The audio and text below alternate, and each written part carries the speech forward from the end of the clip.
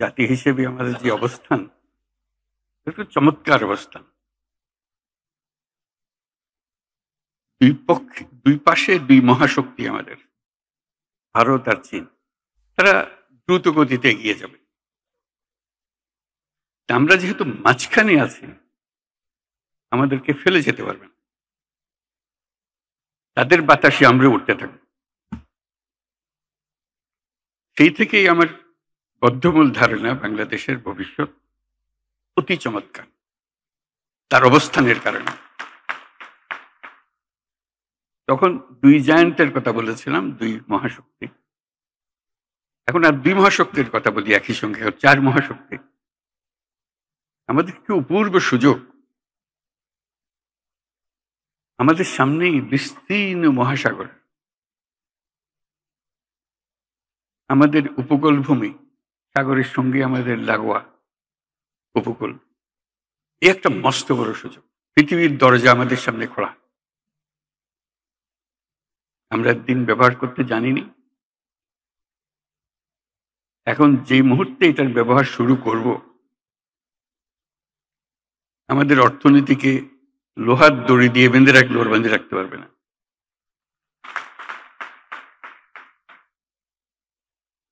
এবং আমাদের উত্তরে হলো সে বিখ্যাত হিমালয় পর্বতমালা, যেখানে জমে আছে আমাদের যাবতীয় শক্তি, হাইড্রো পাওয়ার। কত শক্তি দরকার বাংলাদেশের, এখানে সব জমা আছে, হারিয়ে যাচ্ছে না, শুধু নেবার অপেক্ষায়।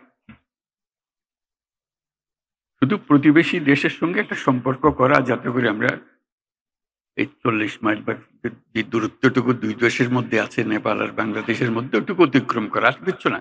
ওরা এক পায়ে খাড়া, নেপাল বারে বারে বলছে আমাদের এটা নিয়ে যাও।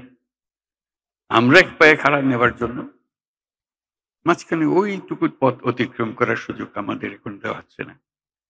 আশা করি তাদেরই কারণে, তাদের অর্থনৈতিক কারণে সেটা আমাদেরকে দেবে। এটা সবার মঙ্গলের জন্য, কারো একজনের উপকার একজনের অপকার এরকম কিছু না।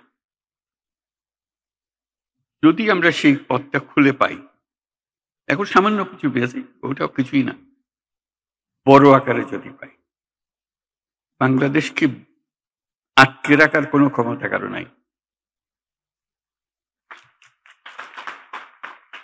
আমরা মহা সৌভাগ্যবান এক জাতি, তার অবস্থানের কারণে।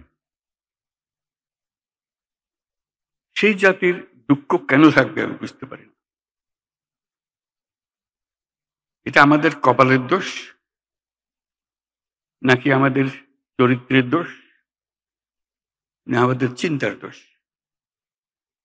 যদি হয়ে থাকে, সেগুলো থেকে আমরা মুক্ত হই। আমরা তো তড়িৎ গতিতে এগিয়ে যেতে চাই। এটা একটা মহাশক্তিধর অর্থনীতি তৈরি হবে। আজকে কুমিরা থেকে টেকনাফ পর্যন্ত যে উপকূল ভূমি, সেখানে যদি কাতারে কাতারে সব নৌবন্দর স্থাপন হয়, মাতার বাড়ির গভীর সমুদ্র বন্দর পর্যন্ত যদি আমরা দুনিয়ার সব জাহাজকে আশ্রয় দিতে পারি, তাদের কাজ করার জন্য সুযোগ সুবিধা দিতে পারি, আমাদেরকে আটকাবে কে? এবং শুধু যে সমুদ্র বন্দর আমরা ব্যবহার করব, আমাদের মালামাল যাবে, তা তো না। আমাদের একটা নিজস্ব অর্থনৈতিক অঞ্চল আছে, সেই অঞ্চলটাকে আমরা এখনো খুলতে পারিনি, কিন্তু অঞ্চল অপেক্ষা করছে আমাদের জন্য। আমাদের অঞ্চল হলো, উত্তরে হলো নেপাল আমাদের অঞ্চল। নেপালের সৌভাগ্য, তারা হিমালয় পর্বতের পাদদেশে আছে। দুর্ভাগ্য হলো সমুদ্রের দেখা তাদের হয় না। তাদের সমুদ্র দেখতে হলে আমাদের মাঝখান দিয়ে দেখতে হবে, আমাদের মাধ্যমে দেখতে হবে। সে পথ আমরা করে দিই, আমরা একসঙ্গে যৌথ অর্থনীতি গড়ে তুলি। তার সমুদ্রের অভাব, আমার পর্বতের অভাব, হাইড্রো, দুই অভাব একসঙ্গে পূরণ করি দুজনে। ভুটান একই কাণ্ড, তারও সমুদ্র দর্শন হয় নাই। তাকে সমুদ্রে আসতে হলে আমার পথ দিয়ে আসতে হবে, আমরা তাকে স্বাগত জানাই। তেমনি ভারতের পূর্বাঞ্চল একই অবস্থা। নেপালের যে অবস্থা, ভুটানের যে অবস্থা, নেপাল ভারতের সেভেন সিস্টারের একই অবস্থা। তার সমুদ্র দর্শন তার হয় না, হবে না। তার সঙ্গে আমরা যোগ দিই একসঙ্গে এই অর্থনৈতিক অঞ্চল। আমাদের যে সমুদ্র বন্দর, তাদের মাল আনা নেওয়া করবে, আমাদের মাল আনা নেওয়া করবে, তাদের কাছে যাবে, তাদের অর্থনীতি আমাদের অর্থনীতি একসঙ্গে জাগবে। তারাও খুব কষ্টের অবস্থায় আছে, তারা খুব ভালো অবস্থায় নেই।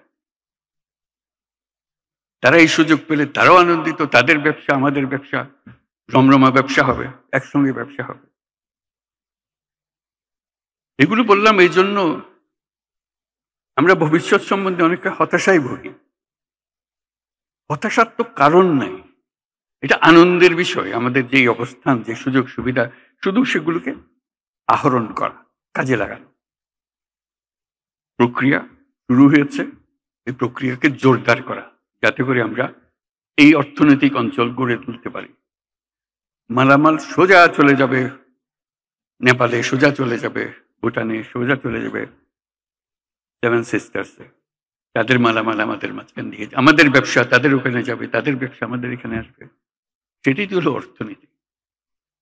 কাজেই প্রাকৃতিক দিক থেকে আমরা খুবই সৌভাগ্যবান।